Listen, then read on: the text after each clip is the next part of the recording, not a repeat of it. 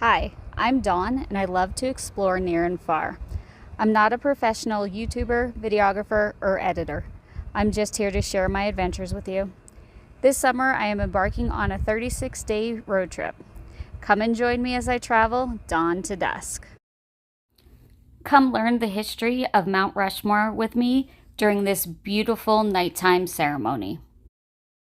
One day leave behind, and inspired by the stories left to us by those who came before.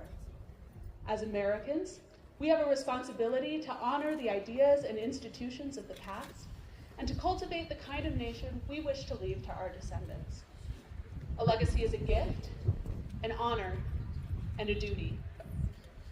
But a legacy can also be a complex thing. Often, people are not remembered for the reasons they intend to be. A person's legacy can become twisted by time or even by their own complex personality. Can a person preordain their own legacy, or is their meaning only able to be decided by future generations? In 1915, a sculptor named Gutzon Borglum was hired to carve a mountain. The carving would serve as a memorial to three titans of history, men who left lasting legacies that continue to impact the country in which we live. Over the next decade, Borglum would work tirelessly to bring his vision to life, working alongside private benefactors and fellow carvers to create a memorial that would stand the test of time and draw visitors for years to come. The place was Stone Mountain, near Atlanta, Georgia. The three men, Confederate President Jefferson Davis and Generals Robert E. Lee and Stonewall Jackson. The project was the brainchild of the Georgia State Division of the United Daughters of the Confederacy, a hereditary organization with close historical ties to the Ku Klux Klan. Borglum himself was no stranger to the Klan. He is known to have attended Klan rallies and had close relationships with several notable Klan members. Stone Mountain was meant to be a grand memorial to the Confederate Army and the thousands of men who gave their lives for a nation only newly born. Borglum envisioned an army of thousands carved in bas-relief supporting the three men the United Daughters of the Confederacy sought to memorialize. This would be Borglum's legacy, a monument to three men whose names have become synonymous with racism. Borglum's legacy seemed destined to be intertwined with that of the Confederacy, mired in controversy, steeped in racism, and regarded as a failed experiment. Fortunately for Borglum, a man whose primary objective seems to have been to be remembered, fate and his own stubborn pride intervened. In 1925, a dispute over funding caused Borglum to be fired from the Stone Mountain project. Enraged that he would not be able to complete his original vision, Borglum destroyed his plans for the project, pushed his artist's model from the top of Stone Mountain, and fled to North Carolina under threat of arrest.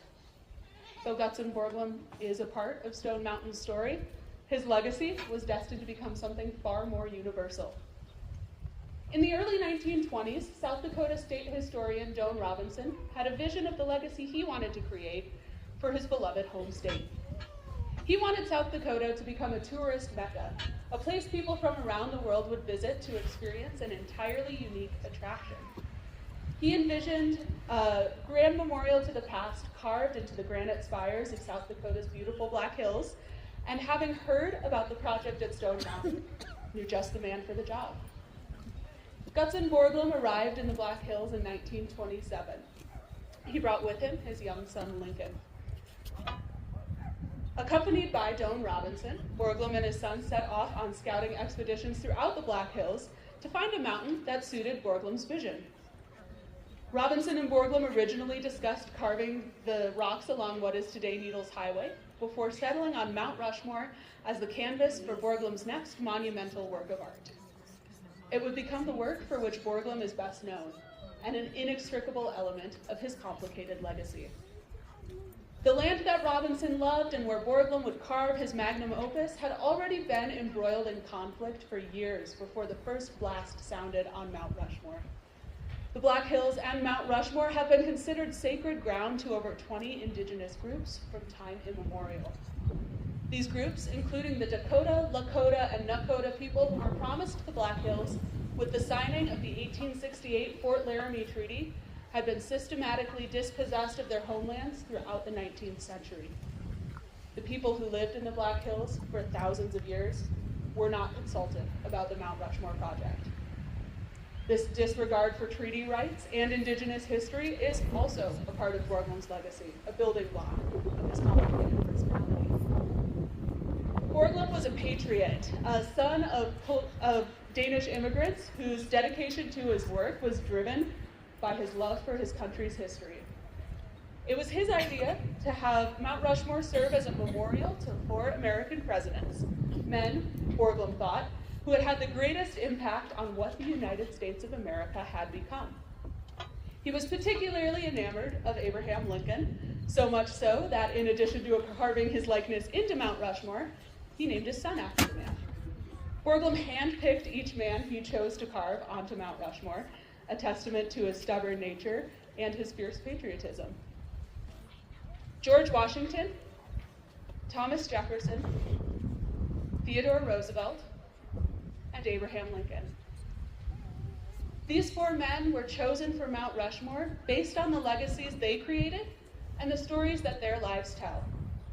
Like most great men, their stories are well documented, and the impact of their legacies is known around the world. But the story of Mount Rushmore is not only the story of these presidents. It is not only the story of Gutzon Borglum. It is the story of the hundreds of workers who labored over the years to bring Borglum's vision to life. It is a story of dispossession and broken treaties. It is a story of countless family vacations and countless priceless memories. It is also the story of the young man that Gutzon Borglum brought with him on that first trip to the Black Hills in 1927, his son Lincoln. In 1941, after 14 years as the sculptor of Mount Rushmore, Gutzon Borglum died at the age of 73 of a heart attack. The brilliant, brazen, and abrasive sculptor left behind a legacy of hard work, stubborn determination, and patriotism that continued to inspire the carvers that he led during his lifetime. Borglum was so well respected by his crew that upon his death, in accordance with his wishes, they unanimously voted his son Lincoln to be his father's replacement. With his father gone and the United States entry into World War II looming, Lincoln used what funding remained to complete the memorial to the best of his ability. Working with both limited investments and limited carvers, Lincoln Borglum completed the mountain that we see today, both fulfilling and continuing his father's legacy.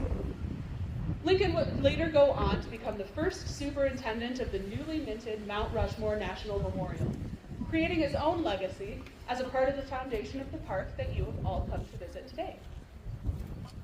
Legacy. It's what drives a man to carve a mountain. It's what influences a son to finish his father's work. It's what each of us, from the most well-known president to the most obscure mountain carver, will create for the people whose lives we touch. As you leave Mount Rushmore tonight and return to your hotels, campsites, and homes, I want you to consider what your legacy will be and what you want it to be. Gutzon Borglum could have been remembered forever as the man who carved the country's largest Confederate memorial. Instead, he is remembered as the visionary who hewed 4 of America's most beloved presidents into a sculpture that will stand for thousands of years and millions of future visitors. Both facts are part of the truth of Gutzon Borglum, a man with a life and legacy as complicated as some of our own will be. In the words of the Greek philosopher Pericles, what you leave behind is not what is engraved on stone monuments, but what is woven into the lives of others. What do you want to weave into the lives of others? And what legacy do we as Americans want to leave for future generations?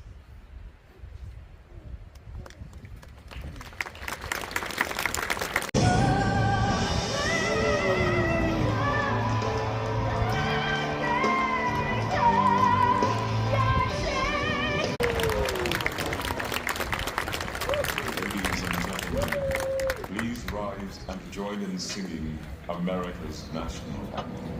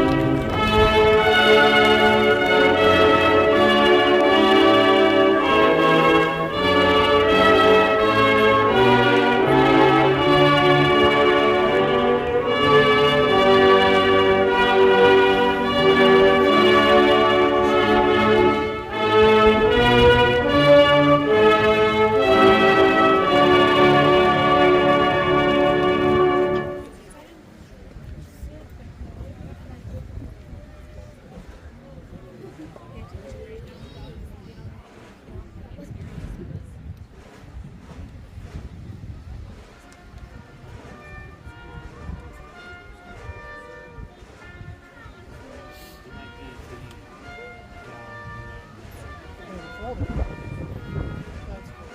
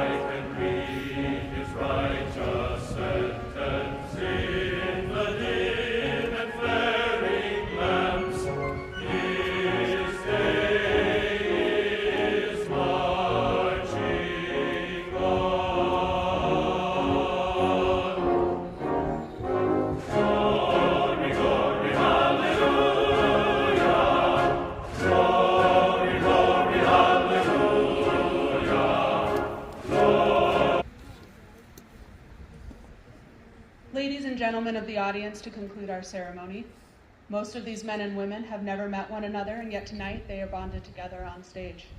For most, this is the only public recognition they will ever receive for their willingness to serve our country. As they rejoin their families, let us show them our appreciation for their sacrifice for our freedoms with another heartfelt round of applause.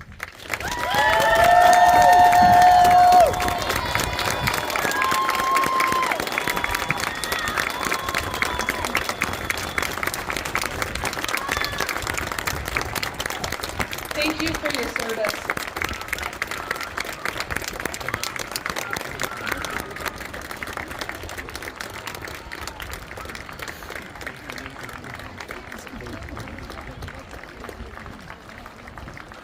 This concludes this evening's lighting ceremony. Thank you for attending.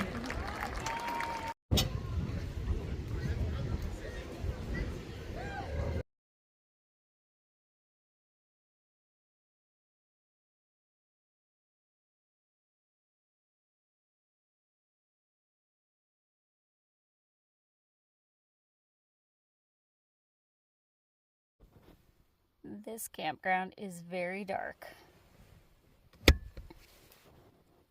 Good night.